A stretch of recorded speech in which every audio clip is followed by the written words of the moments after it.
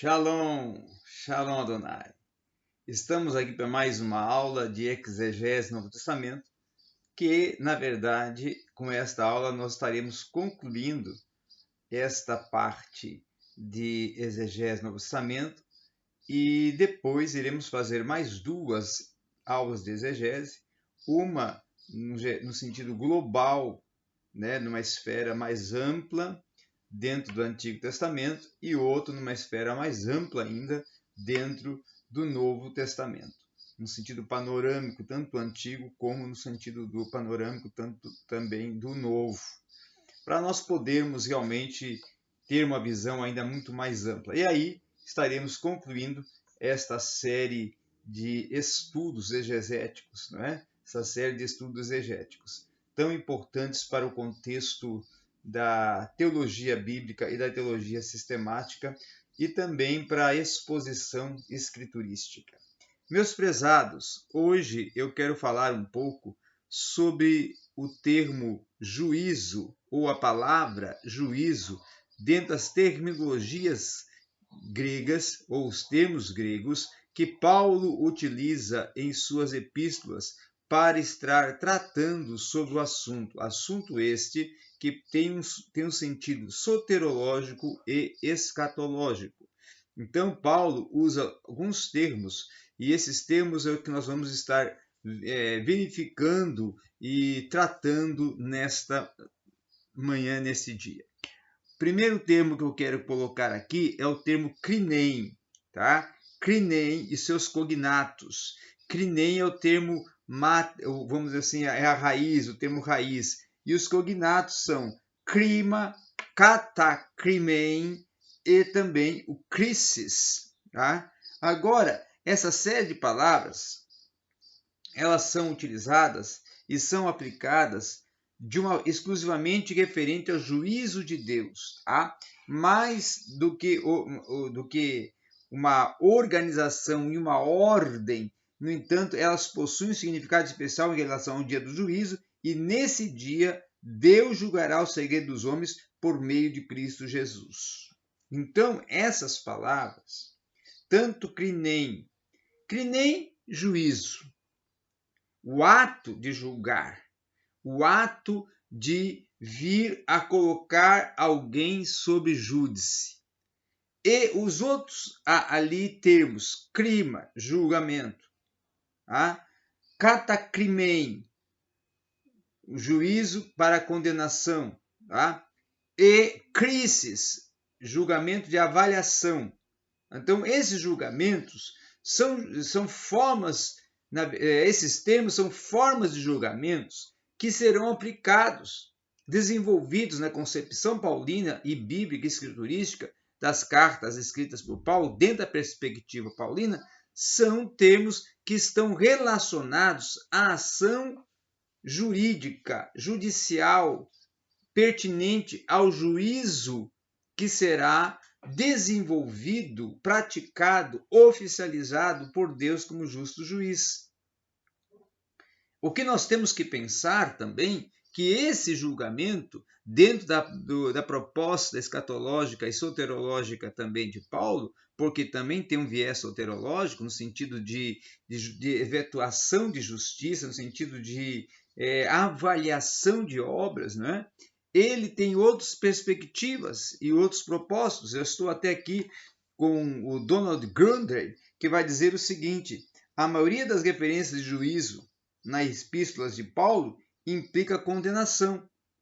Por quê? Porque é um juízo para condenação, o juízo final. Tá? E é com poucas exceções associada ao juízo final. É Deus quem é o juiz. E essa é a garantia de que ele seja para a absolvição ou para a condenação. Será inquestionavelmente justo. Deus não mostra parcialidade. O status de uma pessoa não lhe dá isenção. A expor o tema de Adão, Paulo afirma que o juízo que seguirá a transgressão humana trará condenação.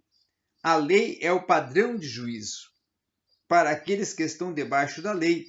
É nesse sentido que Paulo pode falar da era mosaica como ministério da condenação.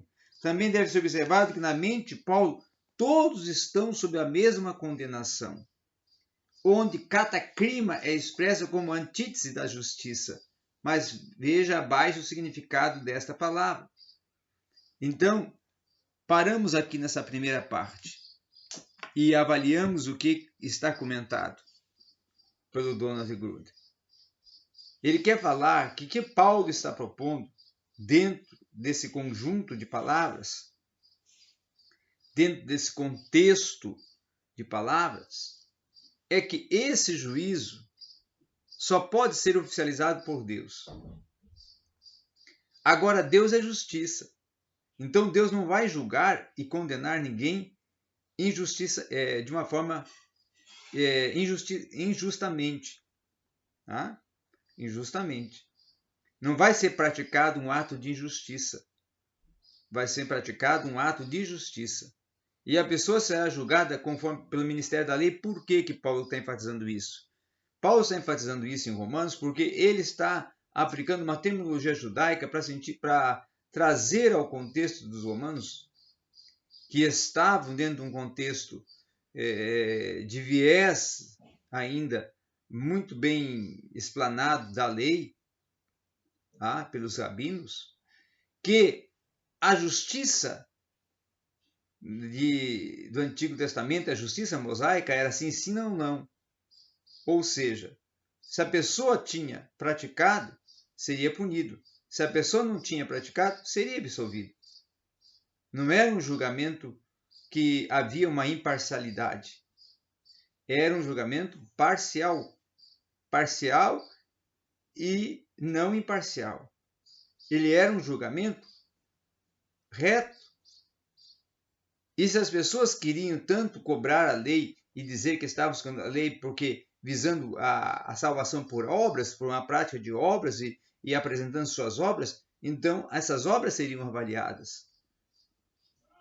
E a pessoa não seria julgada só por suas obras, mas também pelo seu interior, pela sua vida de conduta de salvação, de prática de salvação. É a isso que Paulo está identificando. Agora, o termo katakrinen, ele aqui, Paulo está ampliando essas, vamos dizer assim, conotações e definições que pode se trazer e sentidos exegéticos que pode trazer ao termo na sua, vamos dizer assim, explicitação terminológica, dizendo assim que esse grupo de palavras abrange ideias de justiça e justificação. Aí entra o sentido soterológico. Justiça e justificação, que são termos soterológicos desenvolvidos por Paulo dentro da carta que Paulo escreve aos Romanos. E outra questão também é o termo de kaios e de kaiô. Tá? De kaios e de kaiô, ele tem um sentido também de juízo. De kaiô é de juiz, e de kaios, juiz, de kaiô, de justiça, de julgamento, de juízo. Tá? O justo juiz é associado ao dia da ira, ou seja, ao dia em que o Senhor vai aplicar o seu juízo lá no período de tribulação e grande tribulação. O juízo de Deus, o dia da ira, o dia do juízo sobre os ímpios. Tá? É importante observar, quando examinamos o julgamento dos crentes, que a doutrina paulina da justificação está baseada no caráter justo de Deus, de justiça. Justiça a partir de Deus como justo, perfeito, reto, verdadeiro, santo, separado. A outra ideia é a de perdição. Aí entra o termo apolien, tá? O apoleia, que não apenas o homem em iniquidade é chamado de filho de perdição, mas também aqueles que o seguem e perecerão, né, com ele. Ou seja, não é só o anticristo, o filho da perdição, mas aqueles também que estiverem o adorando e o seguindo serão assim também considerados. Então, Paulo aplica esses termos muito dentro de um contexto escatológico, dentro da proposta escatológica de Paulo, dentro da perspectiva escatológica de Paulo. E essa escatologia ela é muito bem trabalhada por Paulo. E Paulo bem a desenvolve, a desenrola dentro do contexto das suas cartas, principalmente nas suas cartas ao Corinto, em 1 Coríntios, capítulo 15, né? Nós temos ali quando ele trata sobre a ressurreição, e também depois vai tratar sobre a justiça. Lá em Romanos ele inicia no sentido soterológico, mas vai tratar também depois, mais tarde, em outras cartas, como Tessalonicenses e também lá em Efésios.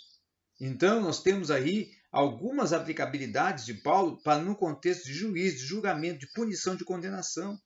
E é isso que é o sentido aplicativo que é dado para essas palavras, crinem, catacrinem, né? De Caios, juiz, né? Que é justamente a questão de Caiosne, justiça efetuada, que é justamente palavras utilizadas por Paulo para a aplicação dessa aferição de jurídica, judicial, referente ao juízo de Deus no tempo final. Então era isso que nós tínhamos para expor neste dia aqui no seu canal Rota da Teologia.